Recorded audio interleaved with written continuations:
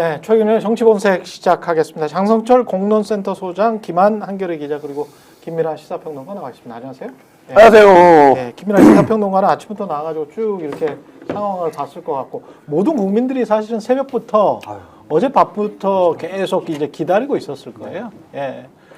그 기자들 사이에서는 뭔가 오늘이다, 오늘 아침이다 이런 게 좀 전해졌었어요. 원래 어제 이제 9시, 10시 정도에 들어갈 거라는 게 유력한 설이었는데 그렇지.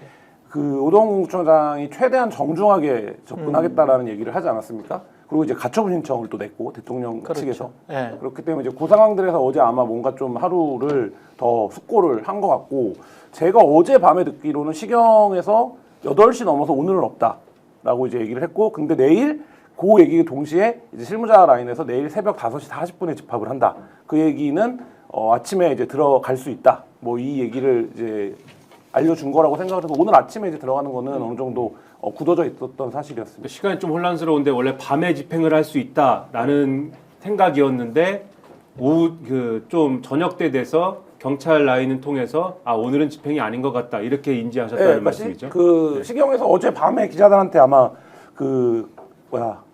바이스들한테, 그러니까 캡들한테 공지를 했을 거예요. 그러니까 오늘 밤은 오늘은 아니다. 사이브 바이스 캡, 예. 그러니까 어제 상황이 제가 자꾸 끼어들어서 죄송한데 예. 어제 오후에 이제 그 앞에 있던 그 아스팔트 우파 데모대들, 예. 이 해산시키지 않았습니까? 예. 오후에 한 4시, 5시 정도였던 걸로 기억을 하는데, 그게 아마 이게 공수처가 영장 집행을 하기 위해서 이제 사전에 정리 작업하는 거 아니냐 이런 이제 해석이 가능한 부분이었는데, 그랬었죠. 그렇죠. 근데 그때는 그래서 요게 좀 해가 지고 나서 뭐 집행할 수 있는 건 아니냐 이렇게 생각을 했는데, 지금 말씀 주신 것처럼 뭐 공수처 입장이 약간 바뀌어서 네, 그렇지 않은 걸로 어제 다시 보니까 5시 한 40분 정도네요. 서울청에서 오늘은 안 한다라고 얘기하는. 근데 이게 8시 2분쯤에 바리케이트 열리고 관저 안으로 진입을 했잖아요. 우리가 그거는 이제 눈으로 봤으니까. 오늘 오전에. 그렇죠. 오늘 오전에 그렇게 진입을 했는데 지금이 10시 55분이니까 거의 3시간이 가까워 가고 있습니다. 그런데 이제 뭔가 계속 뭐 대치하고 있다. 2차 대치 중, 뭐 3차 대치 중, 그 안에 들어가 보니 또 미니버스가 또 있더라. 그래서 거기에서 또 한 3, 40분 기다리고 또 들어가고 또 들어가니까 이번에는 수방사 경비단이 있더라. 그래서 군인들이 한참 대치하다가 또 올라가더라. 올라가고 나서 또 올라가 보니까 경호처의 마지막 그 안에를 지키는 사람들까지 와가지고 거기 앞에서 이제 대치를 하고 있다. 그리고 나서 경호처장한테 그 검사가 체포영장을 제시를 했다라는 보도까지 나왔거든요. 체포영장을 제시를 하니까 안 된다. 수색은 안 된다. 라는 그 말도 안 되는 짓을 지금 하고 있더라고요. 경호처장이. 현관 앞까지 간 것 같아요. 현관 앞까지. 이제 현관 딱 들어가면 이제 내실이 나오는 거죠. 현관문 들어가면. 예. 그 앞에 경호처 직원들이 뭐 지금 인간 띠기를 하고 있다는 거잖아요. 그렇죠. 그러니까 가만히 서 있다는 거고, 그러니까 지금 무리해서 하면 들어갈 수 있을 텐데 예. 그렇게까지는 움직이지 않고 있는 상황인 것 같아요. 그러니까 이 들어갈 때 여기가 공관들이 모여 있는 장소지 않습니까? 그러다 보니까 경호가 3단 고음입니다, 이게. 3단이더라고요. 네, 그래가지고 이 외곽이 지금 말씀하신 대로 이제 군부대가 있는 것이고, 이 수방사 병력이 여기를 원래 이 방어를 하고 있고, 왜냐면은 이 관저 이런 것들이 있기 때문에 이게 지금과 같은 상황에서 우리가 체포를 하느냐가 가장 우선적인 관심사지만, 평소에는 북한에 뭐 이런 뭐 파견된 그렇죠. 누가 들어오느냐 이런 거에 관심사가 있는 거잖아요. 그렇죠. 그래서 이제 군병력이 일단 거기 상주를 하고 있고, 이게 수방사 55 경비단입니다. 그 다음에 이제 경찰이 경비를 하고 있는 구역이 있습니다. 그렇죠. 경찰 경비단이 경비하는 구역이 있고, 그 다음이 지금 말씀하시는 경호처 최근접에서 경호를 하는 경호처 직원들이 직접 경비하는 요 부분이 있는데, 예. 근데 요 모든 이제 단계마다의 통제를 일단 1차적으로는 경호처가 하는 걸로 지금 설명을 하고 있는 것 같아요. 언론 보도를 보면은. 그런데 오늘 앞서서 뭐 대치를 하고 있다라든지 이런 보도들은 이 공수처 수사관들이 여기를 지나갈 때마다 요 3단 고음이지 않습니까? 그렇죠. 요 3단 고음의 단계를 지나갈 때마다 나름대로의 협의 단계가 있었을 거 아니에요. 우리 지나가야 된다, 비켜라, 뭐 왜 그러시냐, 뭐 이런 거 있었을 거 아닙니까? 요게 이제 대치라든지 이런 것들을 표현이 된 것 같고, 이게 결국은 여기를 열어서 지금 말씀하신 것처럼 관저 문 앞까지 간 거고, 관저 문 앞에서 경호처장이 경호법상에 여기는 경호구역으로 지정이 돼 있기 때문에 그러면 형사소송법상에 이 어제 말씀드린 그 논리 있지 않습니까? 여기는 이제 군 시설이나 뭐 그런 보안이 지켜져야 되는 그런 구역이기 때문에 여기와 관련돼서는 압수수색, 즉 수색과 관련돼서는 이거는 우리가 이 영장 집행이나 이런 것에 대해서 협조하지 않을 수 있는, 즉 우리가 선택적으로 그것을 집행하게 할 수 있는 그러한 권한이 있다. 지금 이 주장을 하고 있는 걸로 보여요. 경호처는 그렇게 이야기를 하는 것 그렇죠. 같은데. 그런데 예. 공수처가 받아온 체포영장에는 이거는 근본적으로 체포영장이라는 거는 수색하고는 관련이 없는 것이기도 하고 그렇지. 자연인인 윤석열을 신병을 확보하면 되는 것이기 때문에 근본적으로 이것은 체포영장에 관계가 없는 것이기도 하거니와 그 부분을 분명히 하기 위해서 체포영장에 형사소송법 110조, 111조는 관계가 없다, 예외로 한다라는 부분이 적혀 있습니다. 그렇죠. 그래서 이것을 우리는 관철하러 왔다, 이걸 집행을 해야 된다, 이걸 막으면은 이것 자체가 위법이다라는 부분을 경호처장에게 공지를 하고 이것을 밀고 당기기를 하는 요 과정에 지금 있는 것이 아니냐 이렇게 보입니다. 변수가 생겼어요. 무슨 변수요? 지금 경호원들하고 예. 수방사 군인들보다 더 윤석열 대통령을 강하게 보호하려고 하는 사람이 나타났습니다. 누굽니까? 윤상현입니다. 아, 윤상현 씨 새벽 아침 6시부터 네. 오늘 있대. 아, 지금 관저 안으로 들어갔습니다. 아, 관저안으로 또 그래서 들어갔어요? 뭐라고 얘기를 하냐면 아, 그 사람 또 어떻게 관저 안으로 들어가게 해주지? 경호처도 참 희한하네. 나는 불체포 특권이 있다. 그래서 내가 윤석열 대통령을 감싸 안고 있으면은 체포를 못한다. 그렇게 얘기를 하고 관저 안으로 들어갔습니다. 윤상현이? 네. 지금 말씀이 사실이라면은 그러니까 어제 그 얘기가 저는 계속 걸리는 거예요. 예. 어제 또 말씀드리는데 어제 이제 그 말씀을 드렸습니다. 윤석열 측의 이 체포영장 집행에 관련된 어제 나온 변호인단의 입장이 매우 이상하다. 그게 뭐냐? 이 경찰 기동대를 이 체포영장 집행하는데 공수처가 동원하면 안 된다, 이 논리였어요. 왜냐하면 네. 경찰에 대한 뭐 지휘권이 없기 때문에 뭐 블라블라 뭐 어제 노영희 변호사님이 쓸데없는 얘기라고 해가지고 제가 더 이상 얘기를 하고 하면 안 되지만은 제가 이제 노영희가 하라면 한다, 하지 말라면 안 한다, 내가 분명히 말씀드리지만 근데 이제 아무튼간에 이렇게 얘기를 하면서 뭐라고 했냐면은 경찰 기동대가 이 체포영장을 집행하는 데 있어서 조력을 하면 그것이 불법이기 때문에 경호처가 경찰 기동대를 체포할 수 있고, 여기까지는 뭐 예상할 수 있는 논리입니다. 여기까지는 뭐 주장할 수 있는 억지인데, 플러스 또 뭘 얘기했냐면 일반 시민도 현행범이기 때문에 일반 시민이 이 경찰 기동대를 체포할 수 있다, 이렇게 주장했어요. 근데 저는 그게 말도 안 되는 얘기입니다. 말도 안 되는 얘기지만 어제 말씀드린 게 무슨 얘기냐면 어떤 상황을 이 사람들이 가정하고 상정하고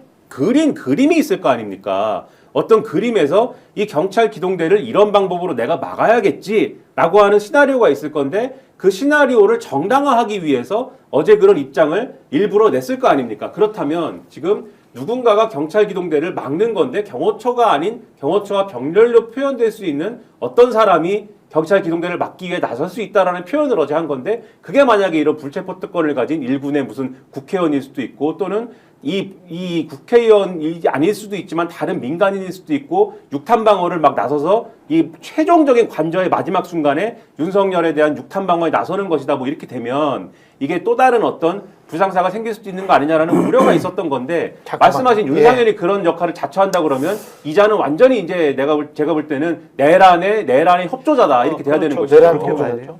근데 이제 세 가지로 해석할 수 있을 것 같아요. 상식적으로 보면 이게 각본에 따라서 오늘 MBC에서 이제 임지봉 교수도 상식적으로는 보통은 공수처장과 그리고 경호처장이 협의를 했을 것이다. 그리고 협의를 했기 때문에 경호처 입장에서 체면을 좀 살려달라.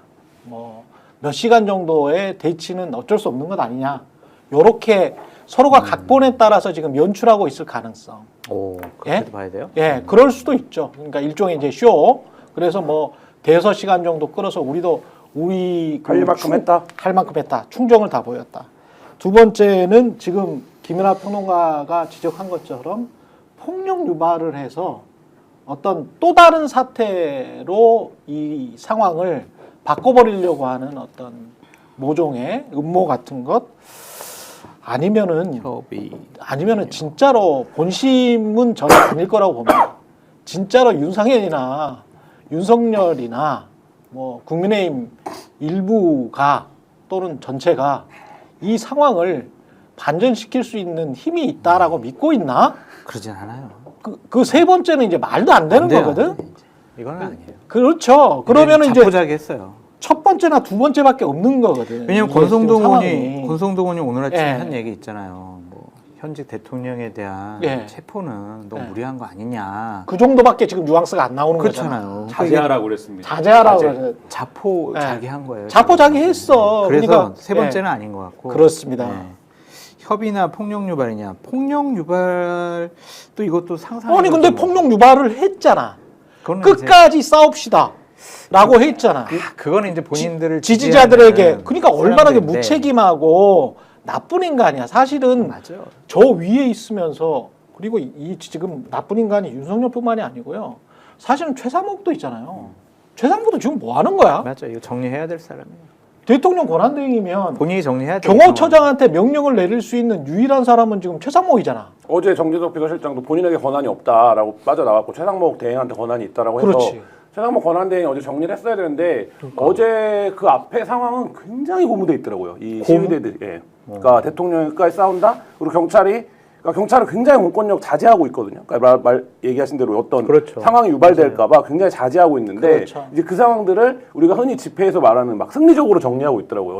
어제는 그러니까 우리가 막아냈다 이런 분위기잖아요. 그거를 지금 일부 이제 대통령도 보신다는 생중계를 본다는 그 유튜브 채널들이 엄청 또 지금 그거에 대한 어떤 펌프질을 하고 있거든요. 뭐 그런 상황에서 어제가 흘러간 거고 오늘 경찰이 아침 시간을 택한 것도 사실 그런 이유가 있다고 봅니다. 그러니까 예를 들면 불필요한 충돌을 하지 않고 진입을 하겠다라는 의도가 있었던 시간대 선택으로 보여지고 그런 상황으로 놓고 보면 지금 오동훈 처장이 1월 1일 날 직접 기자들을 만나서 경고를 했잖아요. 어떤 행위를 하면 특수공무집행 방해인지. 특수공무집행 방해는 실형밖에 없습니다.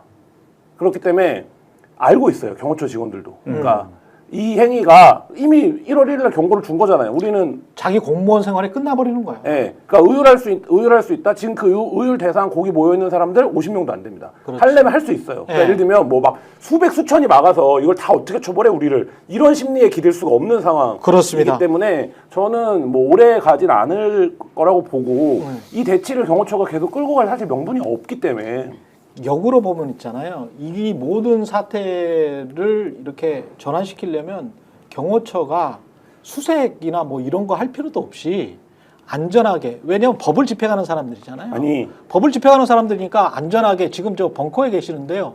이 문으로 들어가시면 됩니다라고 안내를 해주면 돼요. 그리고 그게 안내해 주는 게 맞아. 그러니까 이게 왜냐면 안전하게 들어가서 안전하게 모시고 경호 공수처장의 말대로 애우를 갖춰서 수갑이라도 안 채우게 하려면 안전하게 와서 아유 차량이 이렇게 대기하고 있습니다.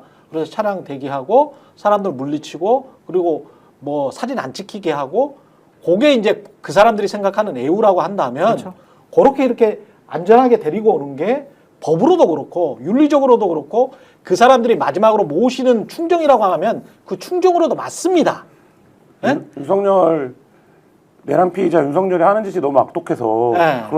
그런 상상도 사실 쉽지 않은데 원래 오늘 네. 이게 대통령까지 지낸 정치인이면 경호처장이랑 어제 공수처장이랑 한참 협의를 했을 텐데 그러면 시간 약속이랑 다 됐을 거란 말이죠. 오는 시간이랑 됐을 것 그러면 같아요. 오늘 그 하얀 문 앞에 나왔어야죠. 하얀 문 앞에 나와서 최소한 본인이 이 사태를 초래한 거에 대한 대국민 사과도 하고 윤석열 씨가 직접. 그리고 나는 근데 이런 입장이다. 그리고 난 이거 부당하다고 생각하지만 내가 명색이 검찰총장 출신이고 그렇지. 내 캐치프레이즈가 가치 공정 상식 아닙니까? 네. 또 이렇게 순진하고 아니 그러니까 선한 그런 모습을 네. 보여야 아유. 보이고 그 자기 지지하는 극렬 시위대들 향해서도 이제 어차피 거기 모인 사람들도 알고 있어요. 예. 아니 몇명 되지도 않더라고요. 예, 수백 명밖에 안 돼. 이제. 여기가 마지막이라는 건 알고 네. 있는데 오늘까지도 지금 이런 모습을 보이고 저는 아까 무슨 생각을 했냐면 수방사 55사단은 현역 군인들이 있습니다. 아까 이제 그 병역 의무로 간 그 젊은이들이 있는데 거기들을 동원해서 2차 저지선을 만든 거지 않습니까? 물론 거기서 그들이 활동하는 이유는 있죠. 근데 어쨌든 그런데 공수처장이 난폭한 사람이라 야 니네 이거 다 특수공무집행방해야? 이렇게 해서 그 젊은 애들을 병역 의무 때문에 군대에 온 애들을 만약에 처벌하겠다고 나왔으면 그걸 또 어떻게 뒷감당을 할 것인가. 그렇지. 근데 왜 윤석열 한 명이 지금 이런 상황들을 계속 처리하고 있는가. 왜 밑에 사람들만 다 희생하게 만드냐 이거 진짜 나쁜 인간이야. 근데 그런 비판을 하는 것도 너무 한가한 소리 같다 그런 생각이 들어요. 지금 이제 영장이 집행되고 있는 상황에서도 오늘 아침 뭐라 그래요? 불법 영장 집행이라서 나는 이거 협조 못한다, 이건 안 한다 이렇게 얘기를 해버리잖아요. 그러니까 그런 기대 갖는 것 자체가 너무 한가한 소리고 너무 착한 거야 우리 김한 기자님. 그래도 열심히 얘기를 했는데 네. 그래도 너무 아니 근데 한가하다. 그런 아이, 너무 말을 착하셔. 그런 말을 윤석열 씨가 했는지 안 했는지도 모르겠어요. 왜냐하면 아니 직접 말을 한 거는 누구도 본 적이 없고 지금 다 전해 들리는 거고 그 사람이 지금 어디에서 지금 가령 이럴 수도 있어요. 우리가 이렇게 방송을 하고 있습니다만은 윤석열 씨는 여전히 극우 유튜브 보면서 술 한잔 하고 있을 수 있습니다. 아니면 어젯밤 어제 새벽까지 술 쫙 먹고 자고 예? 있을 수 있어요. 자고 있을 수 있습니다. 네. 그럴 수 있어. 예, 충분히 그럴 수 있어요. 지금 일어났을 네. 수 있습니다. 아, 왜 이렇게 시끄러워? 이러면서 일어났을 수 있습니다. 지금. 이건 추측인데 네. 거기가 이제 어쨌든 대통령이 거주하는 시설이잖아요. 그러면은 북한의 뭐 핵 공격이라든지 뭐 미사일 공격을 대비하기 위해서 벙커가 있지. 지하에 무조건 벙커가 있고 있겠지. 또 어떤 데로 빼는 뭔가 있을 거야. 탈출구 같은 거. 네. 아, 그런 충분히 데 갔을 그거는 수도 있을 있을 수 것 있죠. 같고. 한남동에 또 지형상. 근데 그걸 이제 도망을 쳤다. 뭐든지 할 수 있는 사람이라니까요. 그러니까 이게 너무 우리가 상식적으로 합리적으로 에이 설마 이것까지 이렇게 생각하면은 틀릴 수가 있어. 오류가 나올 수가 있다고. 수배자가 된다. 네. 어디 있는지 몰라. 그럴 수 있어요. 현직 대통령이 그러면 혼자 도망가는 진짜. 겁니까? 영부인 데려가는 겁니까? 같이 가겠죠. 같이 간다. 네. 부부 수배자. 네. 그것도 굉장히 흥미로울 것 같아요. 현직 대통령이 수배자가 돼서 전국을 전전하면서 이제 막 이 수배 생활을 하는 거죠. 현직 대통령이. 네. 참 웃긴 일이긴 한데. 거의 영화죠, 이거는. 그럴 수도 있다. 왜 도망갈 그러냐면 수도 있다라고 하니까 오월이님이 장성철 그래도 상식이 있는 사람 이렇게 그게 상식이에요? 이제? 그게 상식이다. 아니 방금 전에 이제 윤석열 대통령이 강한 충성을 하고 있는 우리 최경영 앵커님 네. 그 후임으로 고성국 씨. 네. 네. 진행을 했던 고성국 씨가 네. 본인 유튜브에서 이렇게 얘기를 했대요. 네. 알몸으로 있어라 윤석열 대통령. 그러면 못 잡아간다. 알몸으로 있으면 못 잡아가요? 잡아가지고 알몸으로 시간을 주죠. 옷 좀 입을게요. 네. 왜 안 입을래? 네? 나 옷 안 입을래. 그러면 옷 갖다 그러면- 주라고 하죠. 안 입어 안 입어. 씨. 그러면 아니 어차피 구치소 그러면- 들어갈 때 있잖아요. 잘 알잖아요. 엉덩이 까고 검사해야 되는 거 아닙니까? 해요? 그러면 그거 진짜? 그 지금 상황으로 그대로 데리고 갈 수 가끔 있는 거예요. 경찰서에서 그렇게 아니, 옷 다 네. 벗고 자해하는 사람들이 자해하겠다고 하는 사람들이 있어요. 옷을 벗고 네. 있으면 억지로 입혀야겠죠. 그런데 보통 안 입어. 일반적인 옷이면 억지로 입히기 어렵지 않습니까? 그렇죠. 싸야죠. 그렇지. 둘러싸야죠. 이불 같은 걸로 그거를 싸면 둘러싸고 되지. 예. 윤석열 방식의 체포 방식이 있지 않습니까? 네. 문을 도끼로 부순 후 4인 1조로 줄줄 싸서 갖고 가면 됩니다. 그러네. 사지를 끌고 가면 되겠네. 그러니까 제가 이렇게 얘기한 게 윤상현이나 네. 고성국이나 대통령을 위한다고 막 이런 얘기들을 하는 거 아니에요. 막을 수가 없어요. 지금 이거는 그냥 시점상의 문제지. 그리고 이렇게 얘기를 하는 사람들에 대해서 국민들이 어떻게 생각하겠냐고요. 아니 좋게 생각해요. 윤석열 편이구나 뭐 이렇게. 좋게 생각해요? 예, 아주 좋게 생각합니다. 이 기회에 완전히 싹쓸이- 망해버려라. 싹쓸이 해버려. 완전히 망해버려라. 근데 아유 지금 잘됐다. 뭐 이렇게 윤상현- 고소하게 생각합니다. 윤상현 의원이 앞장서고 있고 네. 뭐 김민전 의원 이런 분들이 나오지만 사실 국힘 어제 의총이나 분위기 보면 네. 국힘이 지금 전반적으로 그 분위기로 돌아섰어요. 뭐 지키자? 그러니까 지키자로. 그리고 이게 뭐 계엄의 절차의 정당성을 대변인이 국민의힘이? 말하기도 하고. 아니 근데 지키자로 약간은 좀 돌아섰다고? 홈다운 됐어요. 그래도. 근데 그러니까 이게 약간 이중적인 부분이 있는데 분명히 지키자는 부분이 없어지지는 않은 것 같습니다. 가령 어제 그 법사위에 있는 분들이 쭉 나와갖고 유상범 등등 나와가지고 이 체포영장에 이 형소법 110조, 111조 예외라는 부분을 적은 거는 아주 부당하다라고 주장을 하면서 우리는 그 경기 일으키는 판사 탄핵까지도 검토하겠다 이렇게 주장한 거는 무슨 탄핵 얘기하면 무조건 경기 일으키는 분들 아닙니까 이분이? 그런데 그렇게까지 주장한 거는 그 정도까지 해서라도 뭔가 윤석열을 지키는 뭔가 이런 액션을 보여주자 이런 게 한편으로는 있는데 그런 반면 지금 윤석열의 편지 있지 않습니까? 어제 또 희한한 윤석열의 편지에 대해서는 이 사람들이 이것까지는 우리가 방어를 못하는 거 아니냐. 그리고 이렇게까지 나오면 우리가 뭐 어떡하냐. 아까 말씀하신 이 편지 보고 자포자기하는 분위기 또 한쪽에 분명히 있는 것 같아요. 있어요. 이중적인 뭔가 양가적인 지금 그런 것들은 분명히 있다. 윤석열을 완전히 버리지는 못하는데 100을 다 버리지는 못하는데 지금 어제를 기점으로 이 편지를 기점으로 망설이도 막 안고 가지도 못하겠다 이제는 이런 것까지는 분명히 온 것 같은데 요 갈림길에 있는 상황에서 권성동 씨는 그래서 오늘 체포영장 집행은 그래서 자제를 해라 이런 얘기가 그래서 나오는 것 같다 이렇게 보이는 거죠. 극렬 분자들이 막 데시벨을 높여가지고 야 니들 말이야 탄핵 찬성한 놈들 손가락질하고 욕하고 목을 조르는 행위들은 이제 좀 안 나올 것 같아요. 분위기가 좀 바뀌었어요. 근데 이게 지금 우리가 3만 5천 불 정도의 GDP를 가지고 있고 세계에서 가장 큰 경제 대국 15위권 안에는 들어가는 나라거든요. 그런데 그리고 민주주의를 한 30년 했다는 나라인데 아프리카 어디 특정 국가 그러니까요. 예, 제가 특정 국가 뭐 말은 못 하겠습니다만은 예. 아프리카나 남미의 특정 국가들에서 갑자기 이제 신생 국가에서 군대가 막 그 쿠데타를 일으키고 대통령실을 거점으로 해가지고 서로 치고받고 싸우고 막 권총 쏘고 막 총 쏘고 CNN이 막 보도하고 난리가 나서 그거하고 거의 비슷해요. 거의 비슷해. 넷플릭스에 예. 많이 등장하는 미드에 등장하는 그런 나라들 같은. 그렇죠. 그러니까 제가 뭐 말씀드린 적 있는데 외국에서 보는 시선이 그래요. 그러니까 지금? 실제로. 예. 그러니까 왜냐하면 근데 오늘 고무적인 건 오늘 아침 주식시장의 반응을 보면 주식시장은 오늘 잡혀간다고 보는 겁니다. 그러니까 아, 그래서 그렇지. 이 불확실성이 이제 좀 정리가 되는구나. 올랐네. 네. 거의 2% 가까이 오르고 있고요. 코스피는 45%. 환율은 떨어지고 떨어지고. 있습니다. 그러니까 이 체포조가 갔대, 체포할 것 같아. 이러니까 주식시장 개장하자마자 그러네. 폭등하고 있거든요. 그러니까 이 그렇지. 얘기는 뭡니까? 예전에 우리가 농담으로 많이 했던 얘기처럼 뭐 이재용 구속되면 삼성 주식 오른다 이런 얘기 했던 거 아닙니까? 똑같죠. 그러니까 그거랑 지금 똑같은 상황으로 이 가장 큰 리스크가 뭐였는지를 오늘 아침 시장 반응으로 볼 수 있는 거죠. 네. 아유, 근데 이런 상황에서 국민의힘이 이제 계속 이런 사인, 뭐 지키자 또는 자포자기도 언뜻하는 그런 느낌이기 때문에 한꺼번에 돌변은 못 하잖아요. 그래서 근데- 일단은 톤 다운 되면서 네. 이제 슬슬 발을 뺄 거예요. 아니 근데 슬슬 발을 뺀다고 해서 우리가 그래 너희들 그 슬슬 발을 뺐으니까 너희들 착한 사람이 됐으니 60일 이후에 대선 때 우리가 너희들 찍어줄게 이렇게 나올 수 있는 국민들이 불가능하죠. 그냥 불가능해요. 지지자들은 할 거예요. 25에서 30%는 나오겠지만 25%는 나오겠네. 네, 근데 그것이 대세를 바꿀 만한 그런 것은 아닌 것 같고 국민의힘 안에서도 다수는 아니지만 일부가 이제 이런 목소리가 나오기 시작을 했어요. 우리가 조기 대선 벌어지면 후보를 안 내야 되는 거 아니야?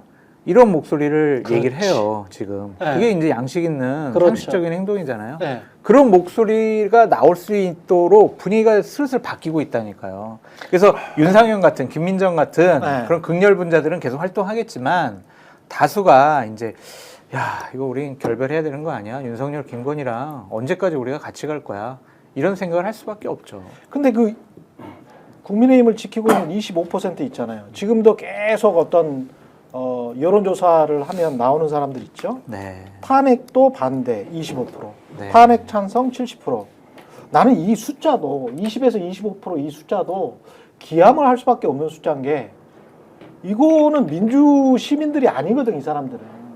기본적으로 윤석열을 왕으로 모시는 그렇지. 이상한 인간들이거든. 근데 우리나라에 4명 중에 1명이 이렇다는 거야 성인들 중에 이거 엄청난 거거든요. 엄청난 거야. 근데 나이와 지역별로 좀 편중되어 있는 부분은 네. 좀 감안을 하셔야 될 것 같아요. 대구, 경북 그리고 60대 이상, 특히 70대 이상 예. 이런 분들이 다수가 그런 생각을 갖고 있는 것이 좀 여론조사 수치로 약간 좀 오류가 나오게 그렇죠. 인식하게 나오는 거죠. 제 주변에서는 없어요. 수도권에서는 없어 이런 사람들은. 없어요. 근데 이제 가끔 이런 이야기는 하시더라고. 7, 80대 이상의 교회 다니시는 분. 제가 이제 서울 수도권에서는 교회 다니시는 분들은 이런 주장을 하시는 분들이 네. 꽤 있는가 봐. 꽤 있는가 봐요.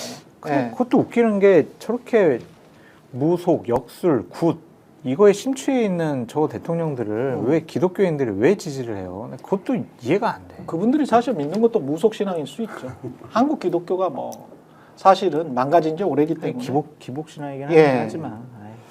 하여튼 이해가 안 되는 게 한두 가지가 아니에요. 이해가 안 되는 게 근데 이제 앞으로 이제 정치 지형을 생각을 할 때는 이 사람들이 완전히 이제 제거되리라고 보기는 힘들 거 아니에요. 좀비라서 살아. 지지자들이니까 지지자들이 인구 구성에 뭐 20에서 25% 정도 있다라고 하면 늘 이 사람들이 어떤 정치적인 목소리를 낼 거 아닙니까? 근데 집권여당 분명히 이제 탈락될 겁니다. 집권여당에서는 탈락되고 다음 정권은 넘어갈 수밖에 없을 것 같은데 국민의힘은 어떻게 하려고 이 25%에 기대 가지고 이 짓을 하고 있는 건지 나는 그게 그 안에 역학관계 장성철 소장이 나오셨기 때문에 그 안에 무슨 역학관계가 우리가 모르는 특별한 게 있나? 없어요.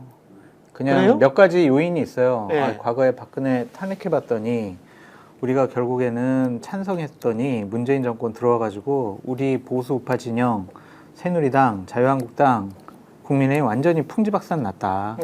그래서 우리가 저항할 때까지는 저항을 하자. 그래야 지지층이 결집을 해가지고 우리가 25에서 30% 극렬한 지지자들을 결속을 시켜야 10% 정도 중도층을 가지고 오면 선거에서 우리가 한번 해볼 만하다. 그러니까 일단은 우리 보수 지지층을 지키자. 일단은 그거예요. 그리고 이제 또 하나는 뭐냐면 어쨌든 이재명 대표가 대통령 되는 거는 정말 이거는 보지 못하겠다. 이거는 막아야 한다. 그런 생각을 갖고 계신 분들이 국민의힘 어쩔 수 없이 지지하는 게 맞아요.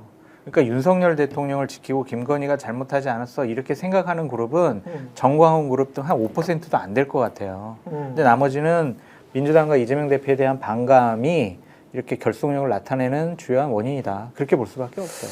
권영세가 여기에서 또 권영세 지금 비대위원장이죠. 네. 권영세 비대위원장이 공수처의 체포영장 집행은 대단히 잘못됐다라고 했네요. 대단히 잘못됐다. 뭐 장성철 소장님 이게 그러니까 완전히 국민의힘은 완전히 벌거벗고 나선 거야. 윤석열만 벌거벗고 나선 게 아니고 국민의힘도 야 우리의 본질은 이거야. 우리는 그거야.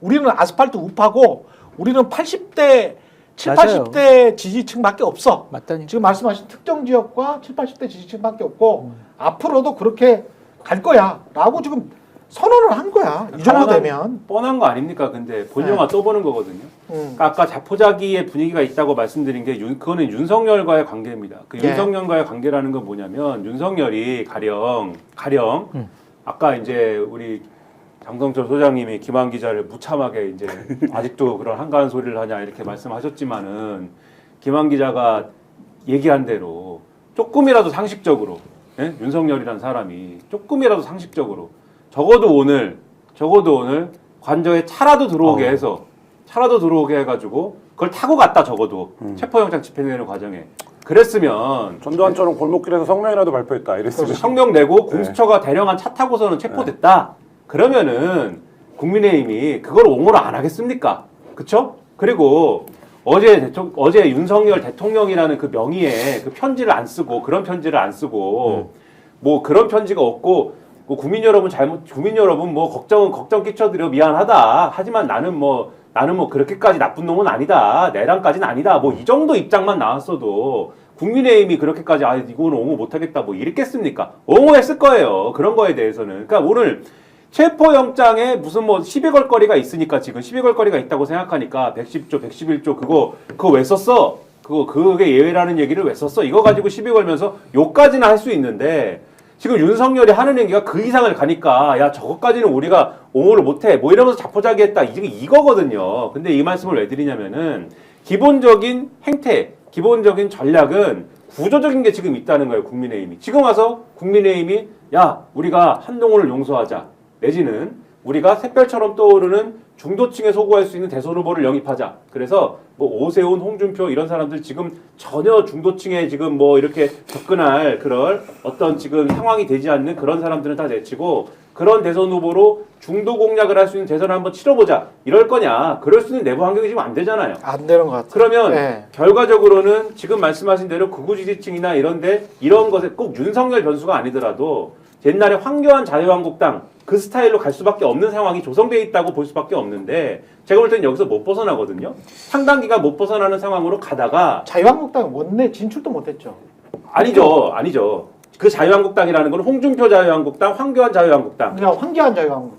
원내라는 거는 국회의원이 있다는 것인데 국회의원이 있는 것이죠. 아 나중에 이제 황교안 씨가 따로 아니 당을 만들어가지고 그게 아니 그거는 이 다른 당입니다. 새누리당이 자유한국당으로 이름을 바꾼 것이죠. 그 당시에. 오케이. 황교안이 대표. 그러니까는 그때 이제 극우 지층이 업혀가는 그 모양새가 저는 상당 기간 유지된다고 보는데 근데 이게 그 사람들이 이런 무슨 뭐 구체적인 계획을 갖고 있다 이렇게 말씀드리는 게 아니라 구조적으로 그렇게 될 거라고 말씀드리는 게 뭐냐면 그렇게 가다가 이제 새로운 정권이 들어설 거 아닙니까? 새로운 정권이 들어서고 이 정권이 예를 들면 뭐 2년이면 2년, 3년이면 3년 하다가 뭐 이게 정책적인 어떤 무슨 실패가 있고 뭐 이럴 거 아니에요. 그런 포인트들이 있을 거 아닙니까? 그러면 이제 혁신 쇼가 벌어지는 겁니다. 그 정도 되면은 국민의힘도 내부에서 어느 정도 정리가 좀 있을 거예요. 예. 혁신 쇼를 또 합니다. 지난번에 이준석 의원이 대표가 될 때 보면은 이거 항상 제가 말씀드리는 건데 대구 한복판에 가가지고 뭐라고 하느냐면은 탄핵의 강을 건너자 뭐 이런 얘기를 막 합니다. 그런 얘기를 하면서 그래야 밖에 있는 윤석열이라는 사람이 그때만 해도 이렇게까지 계엄령을 선포하고 이럴 줄 몰랐겠죠.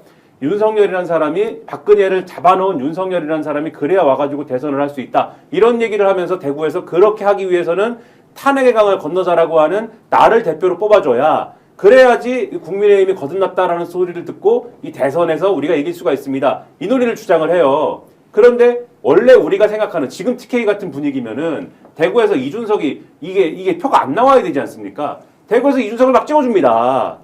자기들이 그래야 이길 것 같으니까. 2021년 3월 달에 오세훈 보궐선거를 하는 그 유세장인데 오세훈 시장 후보가 이 연설을 하고 있는데 배낭에다가 태극기를 꽂은 할아버지들이 왔어요. 할아버지들이 와가지고 아 오세훈 잘한다 지지한다. 한국일본가 기사가 실린 걸 제가 보고 웃었는데 기자가 가서 물어봅니다. 태극기를 꽂고 있으니까 아 평소에 태극기 집회 가세요?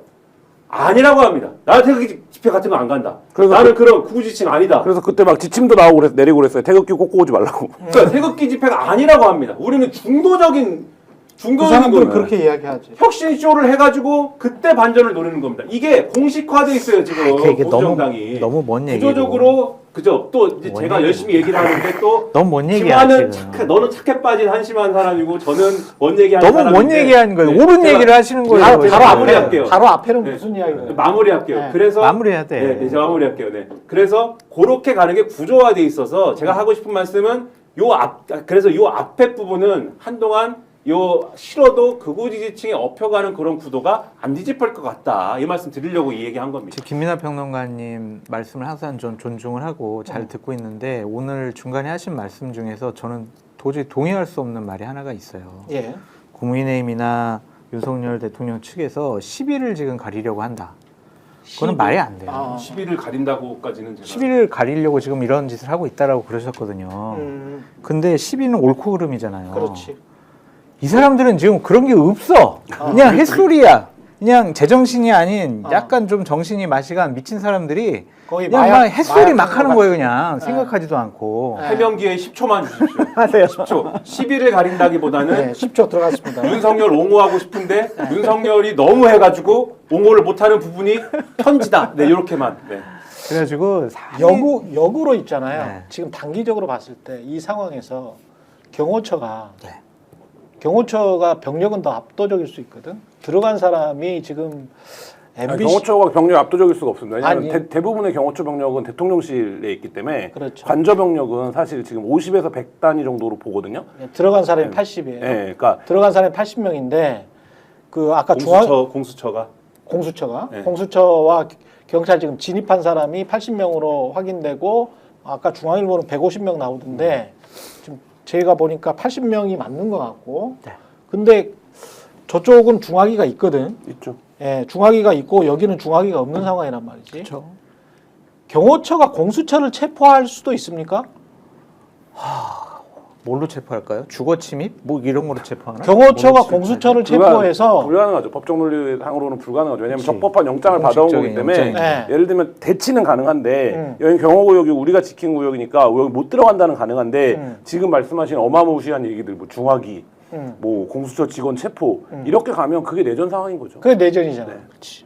그렇게 되면 네. 만약에 그런 일이 벌어지면 경찰은 경찰 기동대를 투입할 거고 그러면 특공대가 오겠죠. 스왓? 네, 특공대가 오겠죠. 우리가 그 평택 쌍용자동차 옥새 투쟁 같은 거 할 때 봤던 그런 조끼 입은 아니 경찰들이 근데 오겠죠. 그 사람들은 이제 방망이 들고 오는 건데 방망이 아니, 가지고는 거기도 총이 있죠. 그러니까 총이 지금 있긴 있지. 중화기가 예. 그러니까 있죠. 그런 상황을 상상하면 끔찍해지는 거죠. 그러면 어떻게 되겠습니까? 그러니까 경찰의 대테러 대응 부대가 오는 거죠. 지금 상황을 만약에 전제한다면.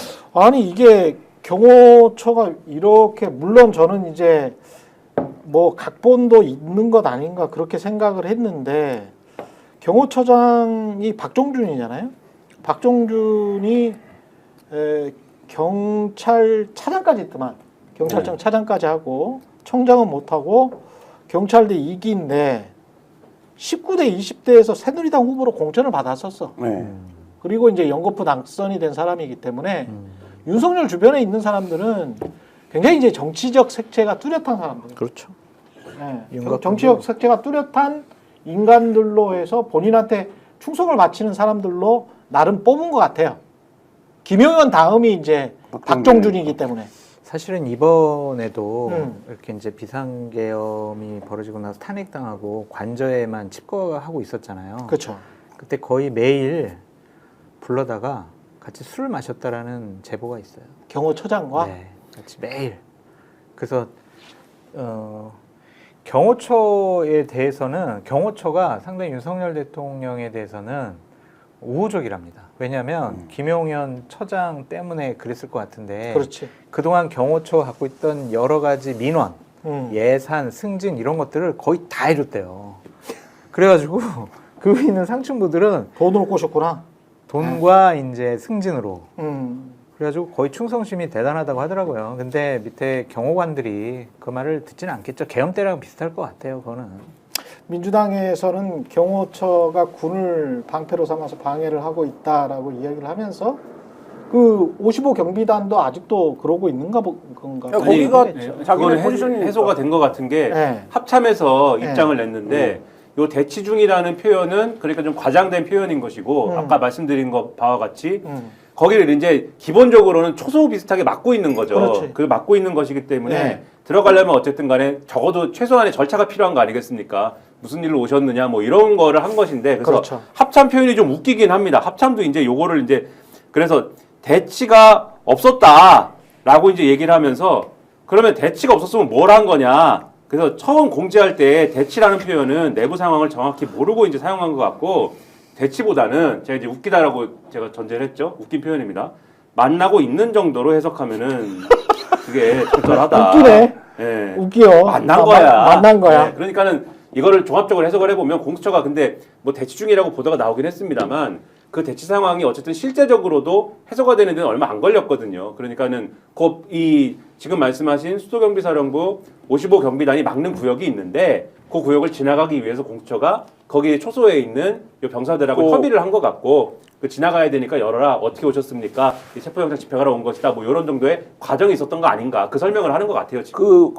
55사단이랑 있던 시간에 거의 비슷한 시간에 구속 기소를 했거든요. 박한수랑 네. 박종근은. 그러니까 군은 지금 10명 구속됐어요. 오. 사령관급이. 그리고 수사를 받는 인원이 60에서 70 정도 돼요. 예. 그러니까 통지박산이네. 네, 완전 박살난 거예요. 그러니까 완전 박살난 거고, 그리고 이제 저희 언론에서도 지적하지만 뭐 대령급 실제 실무를 이끌고 왔던 여기도 다 처벌해야 된다는 거거든요. 그렇죠. 그렇게 넘어가면 200이 넘어갈 거예요. 200명. 그런데 저렇게 관저 안에 숨어가지고 참 정말 나쁜 비겁한. 아니 근데 좀 추한 대통령뿐만이 대통령. 아니고 대통령실 관계자들 그러니까 정진석을 비롯한 그 밑에 있는 사람들도 정말 무책임하고 지금 처벌해야 합참도 저는 이런 그러니까 대통령실 쪽에서도 야 우리 관할이 아니야 우리 관할이 아니니까 우리는 모르겠어 이렇게 지금 이 상황을 넘어가 버리고 있고 합참장도 55 경비단은 너 군이잖아라고 하니까 야 그거는 경호처장이 해야 돼. 넘어가고 있고. 지휘권 없는 건 맞죠. 그러니까 그렇게 지휘권이 없다고 넘어가면서 그럼 지휘권이 있어서 계엄했나? 뭐 이런 식으로 이제 따지면 그래서 결국 쭉쭉쭉쭉 올라가다 보면 예? 대통령실 관계자 비서실장 아니면 최상목 둘밖에 안 남는 거야. 최상목이에요. 이제 키는 최상목이야. 대통령실은 그냥 아무것도 못해요. 할 수 있는 게 없어. 최상목이 결단을 내려가지고 어. 경호처장에게 지시를 해야 돼요. 근데 왜 이러고 있냐는 거지. 그리고 지금 상황에서 이제 민주당 같은 경우는 현행범으로 체포를 해라 경호처장을 이렇게 가능하지. 지금 가능하죠. 이야기를 하고 가능하죠. 있는데 누가 체포를 해? 공수처가? 공수처나 경찰이 체포를 해야죠. 윤곽근 변호사님은 시민도 체포할 수 있다 그랬어요. 현행범. 아 시민도 체포할 수 있어. 아니 그 사람은 좀 얘기하지 마세요 진짜. 근데 이제 그 이상한 사람. 그렇죠. 그 현행범을 시민이 체포할 수 있다. 이거는 보통은 네. 제가 법에 대해서 뭘 알겠습니까만은 제가 이렇게 경찰이 체포할 수 있겠다. 할 수 있죠. 있죠. 아 경찰이 충분히 체포할 수 당연히 공무집행 방해로 그냥 그럼. 체포 현행범으로 체포하면 되네. 일반적인 집회 상황하고 똑같네 이게 그럼. 지금. 예. 그러니까 뭐 체포에 대해서 말씀드리면은 어. 이제 뭐 공수처 수사관도 할 수 있는 것이고 경찰도 할 수 있을 하는 것이고 현행범을 하면 됩니다만 네. 일반 시민이 체포할 수 있다 이 얘기는 어떤 상황에 적용이 되는 거냐면은 횡손이를 당했다. 그렇죠? 근데 횡손이 차량에 도주를 한다. 그래서 그거를 누가 쫓아가서 잡아야 되지 않습니까? 그때 시민이 긴급하게 그 차량을 잡아가지고 그래서 잡아가 놓고 있다가 경찰이 왔을 때 경찰한테 넘겨주잖아요. 그쵸. 그런 상황일 때 이제 시민이 체포했다 이렇게 표현을 하는 네. 건데 지금 적법하게 지금 체포영장을 집행을 하고 있는 거에 대해서 그거를 시민이 체포한다 이런 그거는 사적 구제인 거고 오히려 그 상황이 이제 공무집행 방해가 되는 거죠. 그렇기 때문에 말도 안 되는 소리를 이제 윤곽근 변호사라는 분이 농담을 하신 해봤어요. 것이고 김민하 평론가님한테도 건의드리고 싶은 게 뭐냐면 윤곽근, 석동현, 예. 윤상현 이런 사람들이 하는 얘기에 대해서는 우리가 가급적 언급을 대응을 안 말아야 하는 게 된다. 맞는 것 자, 같아요. 아무리 근데 생각해도. 여기에서 또 희한한 게 지금 상황이 희한하게 돌아가는 게 조선일보를 비롯해서 네. 얘들은 완전히 미치광이들이구나. 그리고 국민들에게 미치광이로 인식이 되는구나. 윤석열 잔당이구나. 요렇게 처리될 수 있는 사람들한테는 이제 뭔가 시선을 안 보냅니다. 조선일보가. 네. 누구한테 시선을 보내냐면 음. 최상목과 이창용한테 요새 시선을 보내요. 그렇대요. 맞아요. 최상목과 이창용한테 굉장히 호의적인 눈길을 보내고 있습니다. 오늘 중앙일보에 단독 네. 이래가지고 또 기사가 났는데 음.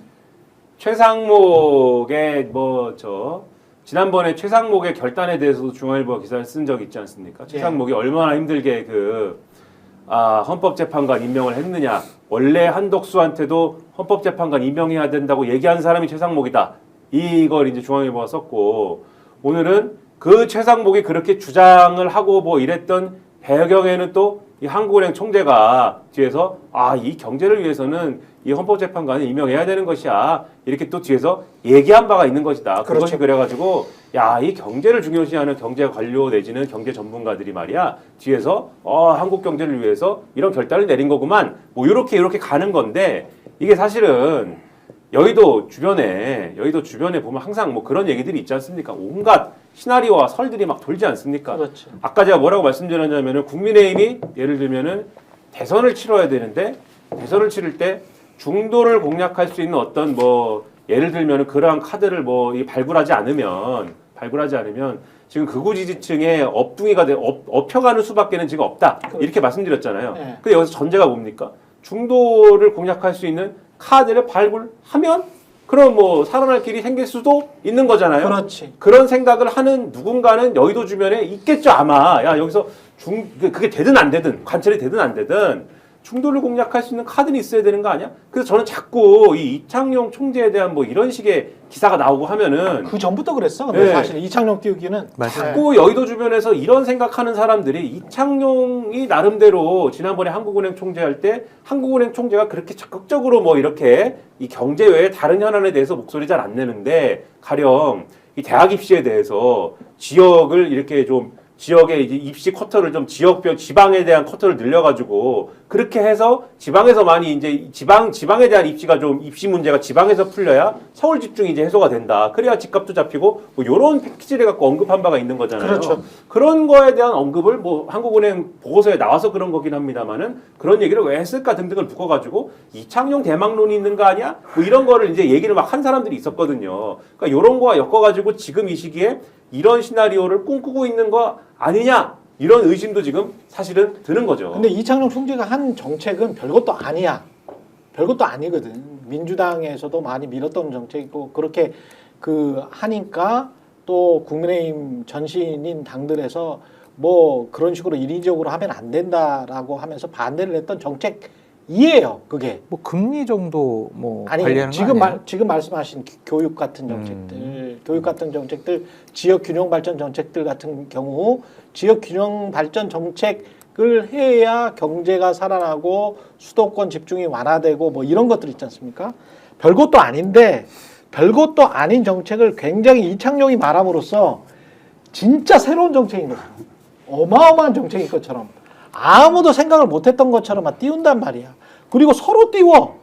이창용은 최상목을 띄우고. 그러네요. 예. 그러니까 이창용에 관해서는 야 저기 뭐 세계은행 출신이야.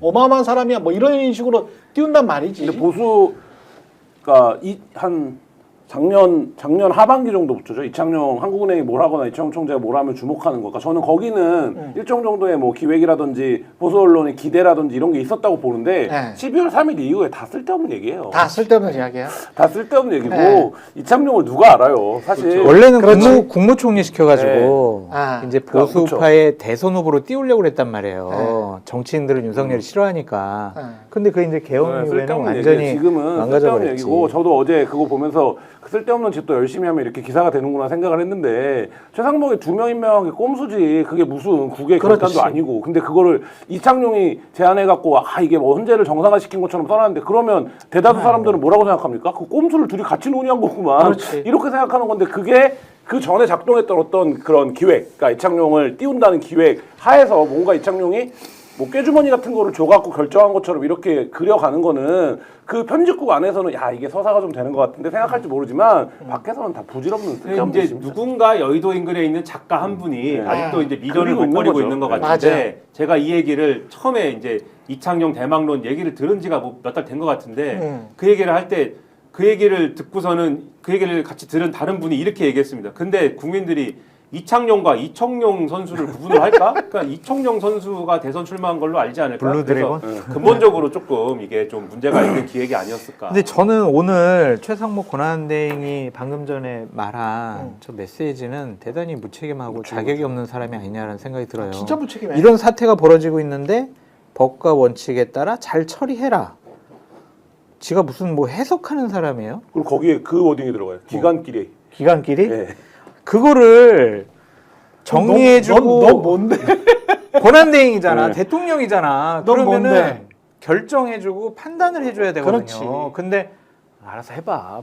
거강꾼이야? 예, 그러니까요. 이게 어떻게 해요, 진짜? 그 헌재 큰일 재판관 났어요. 2명 임명할 때부터 굉장히 그거야말로 무리한 위헌적인 진짜 맞아요. 결정이잖아요. 아니 임명하려면 3명을 다 임명을 해야지.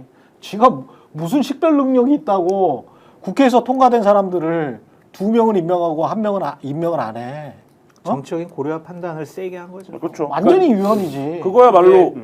고도 임명 행위를 한 거죠. 사실 네. 3명이 있는데 그 중에 2명을 골라서 그런 고도의 임명 행위를 한 거 그건 사실 대통령도 그렇게 못 해요. 그러니까 대통령도 그렇지. 3명이 올라오면 3명을 하고 예를 들면 안 하고 있을 수는 있죠. 안 하고 있을 수는 있겠지만 야, 이 중에서 내가 여기가 훨씬 더 급진적인 사람인 것 같아. 여기 빼고 여기 2명만 갑시다. 이거는 결정을 못 하는 건데 그런 행위를 적극적으로 하는 양반이 오늘 이런 상황에서 어저께 대통령 비서실장의 지휘권은 권한대행에게 있다고 얘기까지 했는데 경호처에 대한 지휘권은 그러면 경호처에게 자기가 지휘를 내려야지. 그렇지. 그게 아니라 기간끼리 알아서 법적 절차에 따라서 잘 해보세요. 이거는 그러면 하지 말아야죠 그 자리를. 그렇지. 그러니까 어제도 말씀드렸다시피 이 문제는 지금 말씀하신 이제 헌법재판관을 그렇게 임의적으로 임명한 거에 대해서는 네. 지금 대통령이 그 국회가 선출한 헌법재판관 임명에 있어서 지금 재량권이 있다라는 전례가 지금 되는 것이기 때문에 이 전례를 인정하면 안 되는 것이죠. 맞아요. 그래서 이걸 탄핵을 하든지 어제 말씀드린 것처럼 이 국가 애도 기간이 끝난 이후 탄핵을 해버리든지 그 전까지 빨리 이 입장을 교정하지 않으면 탄핵을 한다 이렇게 가든지 아니면은 탄핵이 정무적으로 부담스럽고 뭐 이런 상황이다라고 한다면 오늘 뭐 우원식 국회의장이 그 권한쟁의 심판 청구하는지 모르겠는데 그런 것들을 통해서 이 헌법재판소가 가르마를 타줄 수 있도록 하든지 이런 거를 분명히 선례를 남겨가지고 지금의 이제 최상목의 이런 일들이 전례가 되지 않도록 절차적으로 마무리 짓는 게 대단히 중요하다고 생각을 하고 근데 최상목은 왜 저러는 거냐 결과적으로는 이게 물론 기회주의적이고 아주 뭐 그런 비겁한 사람이고 등등의 평가가 다 맞는 얘기기도 하고 플러스 결국은 이지멘 당하고 가스라이팅 당해서거든요 이게. 국무회의에서 이 사람이 헌법재판관 그렇게 사실은 2명 임명하고 1명은 안 하고 그 2명도 진보 보수 맞춰서 내가 임명할게요. 이렇게 얘기한 결론에 이르는 과정은 당연히 이것이 지금 위헌적인 결정이라고 말씀드렸습니다만은 그러한 정치적 판단에 이르는 과정은 국민의힘이 옆에서 계속 난리를 임명하면 안 그렇죠. 된다고 난리를 치고 그리고 그 국무회의 자리에서도 그 국무위원이라는 사람들이 막 들고 일어나서 막 이지매를 하잖아요. 최상목을. 그렇죠. 최상목이 울지 않습니까? 막 난 더 이상 못 해먹겠어요. 울고 나가지 않습니까? 그러니까 지금 상황도 마찬가지다. 국민의힘이 체포영장이 잘못됐다고 그러면서 막 들어 누워버리잖아요. 그리고 제가 아까 말씀하신 대로 권영세라든지 이런 그리고 그 법사위원들이 유상범을 필두로 하니 법사위원들이 체포영장이 잘못됐다라고 막 주장하는 상황에서 그리고 최상목을 향해서는 분명히 거부권 행사 한덕수가 거부권 행사할 때는 권한대행은 아주 파워풀한 사람이야. 그냥 다 할 수 있는 거야. 야당 권한대행 약하다고 하지 마. 이렇게 이러던 사람들이 최상목이 권한대행 하니까는 권한대행은 아주 약한 사람이야. 너는 뭣도 아니야. 너는 아무 권한대 행사하면 안 돼. 이러지 않습니까? 지금 그런 걸 이지매를 시키고 가스라이팅 하니까 최상목이 지금 거기에 그 흐름에 지금 편승해가지고 아 저는 아무것도 할 수가 없는 사람이에요. 저는 뭐 곤란하면 울기나 하는 사람입니다. 그래서 오늘도 그냥 여러분 그냥 뭐 되도 않는 소리 하다 그냥 울고 말 겁니다. 이런 스탠스가 지금 되고 있는 거죠. 국민의힘이 이 지경이니까 그런 겁니다. 근데 정치적인 분석은 김민하 평론가님이 잘해주셨고 저는 최상목의 야심 이거에 있어? 대해서 왜냐면은 달라요. 아니 옆에서 분명히 부추기는 사람들이 있다니까. 부추기는 사람들은 있는데 이 사람은 깜이 아닌 게 아닌데. 자, 판단력이 요하는 시점에 그런 판단력을 요하는 자리에 갔어요. 근데 그때 정치인이라면 큰 정치인, 대통령이 될 만한 사람들은 용기와 그럼. 신념이 있어야 됩니다. 그렇죠. 근데 용기와 신념이 없는 사람이야. 그러니까 머리가 아무리 좋아도 우리가 지금 크게 착각하고 있는 게 머리가 좋으면 모든 거를 컴퓨터처럼 잘 뭐 선택을 할 수 있다? 아니에요. 인간은 AI가 아니고 인간은 컴퓨터가 아니기 때문에 머리가 아무리 좋아도 용기와 신념, 본인의 가치관이 뚜렷하지 않으면 판단을 못 합니다. 최상목이 그걸 보여줬어. 아, 서울법대 수석으로 나와도 용기 신념이 없는 민주주의의 용기 신념이 없고 기본적으로 헌정 질서에 대한 숭상이 없으면 아, 저 정도 판단밖에 못 하구나. 저거는 지적 장애다. 정확한 지적이신데 네. 제가 다른 인사를 생각을 한대요. 갖고 네. 다른 생각을 갖고 있다라고 하는 게 네. 말씀하신 것처럼 고위직 인사를 한다라는 거. 그리고 권한대행이 되면서 했던 일이 NSC 소집하고 그다음에 전방 가서 막 이렇게 보고 더 웃긴 게 있어요. 대통령 차량을 가져오라고 그랬대요. 벤츠 방탄 차량을. 지한테? 한덕수 국무총리는 원래 타던 지구공을 탔는데 네. 최상목은 딱 이제 권한대행 되고 나서 대통령 벤츠 방탄 차량 딱 나한테 배치하라고 달라고 그랬다는 거예요. 다른 꿈들이 있는 거야. 그러니까 우리는 택도 없다고 생각을 하는데 본인은 다른 생각을 하는 거죠. 아, 내가 여기서 잘하면 보수파에 사람들 없으니 내가 지도자로 우뚝 설 수 있어. 기회를 잡은 거야. 그런 생각이 드니까 자꾸 저런 식의 행동을 하는 거예요. 그것 좀 알려주세요. 고위직 인사를 한다는 의미가 뭐예요? 고위직 대통령으로서 권한을 행사하는 거죠. 적극적으로. 그 행사에서 얻고자 하는 게 뭐예요, 최상목은? 글쎄, 원래 뭐 하라고 해서 그런 거 아닌가? 그러니까 근데 고위직- 보통은 예. 난 권한대행이니까 네. 뭐 다른 분들이 혹은 뭐 선출직 뭐 조기 대선 할 수 있으니 그때 하는 게 좀 미룹시다. 뭐 3, 4개월 미뤄도 괜찮잖아요. 근데 하겠다라는 것은 본인이 대통령 놀이에 그 생각에 빠져 있다. 그런 장면들이 몇 개가 보인다. 그냥 고위직 제가 만약에 어디 사장님이거나 뭐 어디 뭐 대단한 위치에 있는 인사권을 휘두를 수 있는 사람이면은 인사를 왜 할까? 특히 고위직 인사를 왜 할까? 인사를 함으로써 나한테 빚 있는 사람을 만드는 거잖아요. 나한테 빚진 사람들이 늘어나는 거잖아요. 이 짓을 굳이 왜 할까를 생각하면 지금 장 소장님 말씀하신 것처럼 아 나한테 빚진 사람들 많이 남겨놓으려고 하면 이 사람들을 통해서 앞으로 뭘 도모하려는 것인가? 라는 의심을 주변에 살 것 같아요. 그렇기도 하고 그리고 아까 차량 말씀도 하셨는데 어제 우연히 이제 그 최상목 씨랑 같은 아파트에 사는 분하고 얘기를 했는데 그분이 대단한 얘기는 아닙니다. 그분이 그러시더라고요. 근데 대통령 권한대행이 되면 차가 바뀌나? 이렇게 말씀하시더라고요. 그러니까 지금 장 소장님 말씀이 맞는 것 같다. 예. 저는 이분이 경제부총리 될 때부터 좀 의문이 있었는데 뭔 의문이냐면 제가 이제 2016년 박근혜 국정농단 때 또 취재기자 아니었습니까? 너무하네 완전히. 예? 보수파냐 아니야 탄핵에 아니, 선봉에서 그러니까 이분이 이분이 안종범 수첩의 실행자예요. 그렇지. 예. 경제금융비서. 네, 그래서 굉장히 많이 몰려갔습니다 특검에. 맞아. 근데 처벌을 안 받았어요. 이분은 뭔가. 근데 그때 그거였던 윤석열과 형 동생 하는 사이라는 거잖아요. 상무가 그렇다잖아. 네. 예. 이분은 그리고 얼마나 충격을 많이 받았냐면 이분이 그때 그래서 그때 처벌도 안 받았지만 진술을 다 했겠죠. 그러고 나서 필리핀 갔잖아요. 그러니까 이게 거의 탈진 상태, 번아웃 상태가 온 거 아닙니까? 그렇죠. 내가 모시던 상사들 다 구속되고. 네. 근데 이분이 다시 경제부총리로 와서 저는 처음에 좀 놀랐었거든요. 그러니까 이 수사 기록 보면 재판 기록이나 수사 기록이 엄청나게 등장해요. 이 최상목이. 근데 경제부총리뿐만이 아니고 그거는 좀 저도 의심스러웠던 게 이 사람이 인수위 때부터 참여했거든. 인수위 일간사였어. 네, 일간사였죠. 제일 뒷얘기 센 하나 해드릴게요. 네.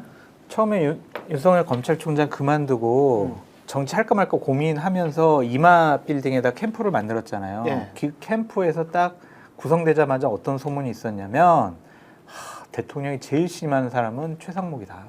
이 사람은 다음번에 부총리나 아니면 경제수석 할 사람이다. 이미 소문이 쫙 퍼졌어요. 그 정도로 신임받고 있었죠. 실제로 당시의 기사를 보시면 아시겠지만 경제신문들에 그런 기사가 나왔습니다. 인수위 일간사 최상목을 주목해야 된다라는 이야기가 나왔습니다. 다음에 경제부총리설이 나왔었거든요. 이제 그렇게 보면 최상목은 윤석열한테 성은을 입은 거야.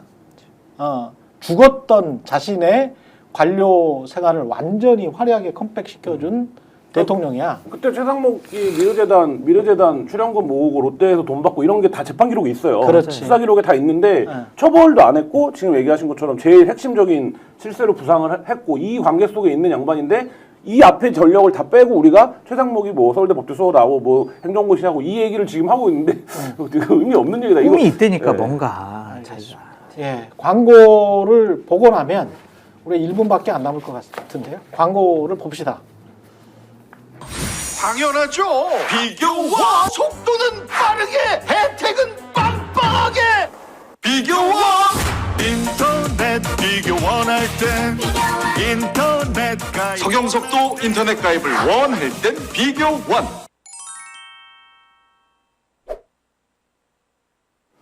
네, 무조건 써야 하는 인터넷 휴대폰 정수기 렌탈 매월 나가는 요금 부담되시죠? 여러분의 부담을 줄이기 위해서 인터넷 비교원에서 준비했습니다. 인터넷 신규 가입할 때 최대 48만 원, 인터넷 가입과 동시에 현재 쓰고 계신 휴대폰의 통신사만 변경해도 추가 최대 30만 원, 정수기 렌탈 최대 30만 원, 무려 총 108만 원의 혜택 3년마다 받으실 수 있고요. 약정 끝나셨다면 꼭 신청하시기 바랍니다. 현금 사은품 혜택 원치 않는다.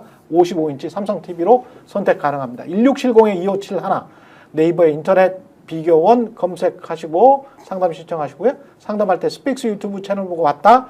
멜세이브의 고함량 비타민 B 제품을 100% 선물로 드리고 있습니다. 오늘 내로 끝날까요? 마지막으로 그 이야기만 하고. 모르겠는데 끝내야죠. 아니 근데 또 끝내야죠. 들어가기는 힘들어. 아 그럼요. 왜냐하면 끝내야 돼. 지지자들이 그렇죠. 모르겠어. 근데 이 사람들이 지금도 뭐 수백 명밖에 오늘도 안 모였기 때문에 그 정도의 결기는 없고 이분들이 또 연세가 많으신 분들이어서 힘은 좀 많이 빠졌을 것 같아요. 그리고 이제 또 겁도 나잖아. 어제 30명 이렇게. 그럼 현장에서 체포를 하는 걸 봤기 때문에 겁도 나잖아. 네, 네.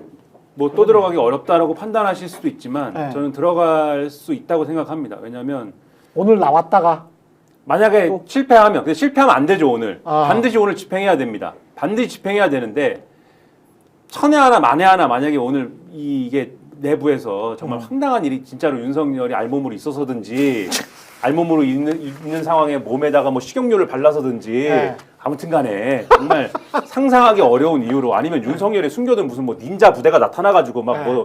막 술수를 부려서든지 간에 예? 우리가 상상하지 어려운 무슨 이유로 집행이 안 됐다. 네. 집행이 안 됐다. 네. 그렇더라도 들어갈 수 있다. 내일 하든지 모레 하든지. 근데 주말이라서 지지자들이 많이 운집할 수 있겠죠. 그런데 그런 집회 정리하는 거 경찰 도사다. 경찰은 도사이다. 그렇지. 네, 집회 정리하는 건 아주 도사이다. 제가 뭐 수백 번의 경험을 통해서 네. 그 수백 번의 좌절을 통해서 이미 겪었기 때문에 집회 정리하는 건 도사이다. 그 다음에 주말에 집행이 안 되더라도 이게 결국은 이 체포영장의 기한이 되지 않습니까? 이게 이미 한 번 나온 체포영장이기 때문에 이런 방식으로 이 집행이 안 됐다 재청구하면은 제가 볼 때는 바로 나옵니다. 그렇죠. 바로 또 나오고 그러면 또 집행을 또 합니다. 그러면 또 집행하는 과정에서 일단 지지자들을 정리하는 것만 되면은 지금 관저 문 앞에 초인종 누르는 데 제가 비유적으로 초인종 누르는 데까지 가는 거는 지금 다 열린 거잖아요. 그렇죠. 이게 이미 다 열린 거를 지금 다시 닫을 수는 없는 거예요. 이건 다 논리가 통한 것이기 때문에 오늘까지 뚫린 거는 반드시 다음에도 반드시 뚫린다. 쉽게 뚫린다. 네, 이렇게 말씀드리겠습니다. 오늘 끝냈으면 좋겠네. 네, 오늘 돼야죠. 네, 오늘 끝났으면 좋겠습니다. 최윤의 정치본색이었고요. 장성철 공론센터 소장, 김한 한겨레 기자, 김민아 시사평론가였습니다. 고맙습니다. 감사합니다. 스픽스는 말하는 언론입니다. 대세는 유튜브, 그중에서 스픽스. 좋아요, 댓글, 구독, 알림 설정. 여러분이 저희를 사랑해 주시고 우리가 여러분을 사랑하는 4가지 방법입니다.